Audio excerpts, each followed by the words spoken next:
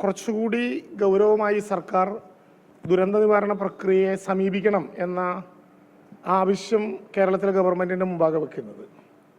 യഥാർത്ഥത്തിൽ ബഹുമാനപ്പെട്ട കേരളത്തിൻ്റെ മുഖ്യമന്ത്രിയോടും മന്ത്രിമാരോടും അഭ്യർത്ഥിക്കാനുള്ളത്, ദുരന്തമുഖത്ത് അവതരിപ്പിക്കേണ്ട ഒരു ഭാഷയുണ്ട്.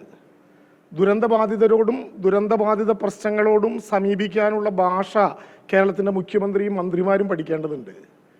അത് മലയാളമോ ഹിന്ദിയോ ഇംഗ്ലീഷോ തമിഴോ ഒന്നുമല്ല. ദുരന്തബാധിതരോടും ദുരന്ത പ്രദേശങ്ങളിലും സംസാരിക്കേണ്ട ഭാഷ മാനവികതയുടെ ഭാഷയാണ്, നന്മയുടെ ഭാഷയാണ്, കരുതലിൻ്റെ ഭാഷയാണ്, സഹനത്തിൻ്റെ ഭാഷയാണ്. യഥാർത്ഥത്തിൽ ഇത്ര വലിയ ഒരു ദുരന്തം എന്ന് വിളിക്കപ്പെടാവുന്ന വിധത്തിൽ ഒന്നും കേരളത്തിലുണ്ടായിട്ടില്ല.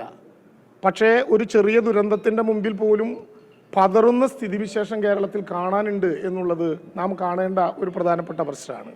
മത്സ്യത്തൊഴിലാളികളെ കാണാത്തതിൻ്റെ പ്രയാസം ഒരു നാട്ടിലെ ജനങ്ങൾ പറയുമ്പോൾ, പിണറായി വിജയൻ ഭരിക്കുന്ന കാലത്ത് 148 ആളുകളെ കാണാൻ പോയി അല്ലെങ്കിൽ കടലിൽ പോയി എന്നതാണോ പറയേണ്ട ഒരു മറുപടി? കടലിൽ പോയത് ആദ്യത്തെ അനുഭവമാണോ എന്നാണോ ചോദിക്കേണ്ട ചോദ്യം? ദുരന്തമുണ്ടായാൽ ആ ദുരന്തത്തിൽ ആ ഘട്ടത്തിൽ ഇടപെടണം. 48 മണിക്കൂർ കഴിഞ്ഞോ 56 മണിക്കൂർ കഴിഞ്ഞോ 72 മണിക്കൂർ കഴിഞ്ഞോ ഉണർന്നെഴുന്നേറ്റാൽ, പ്രത്യേകിച്ച് മത്സ്യത്തൊഴിലാളി മേഖലയിൽ കടലിലെ നഷ്ടങ്ങൾക്ക് മറുപടി കാണാനാകില്ല.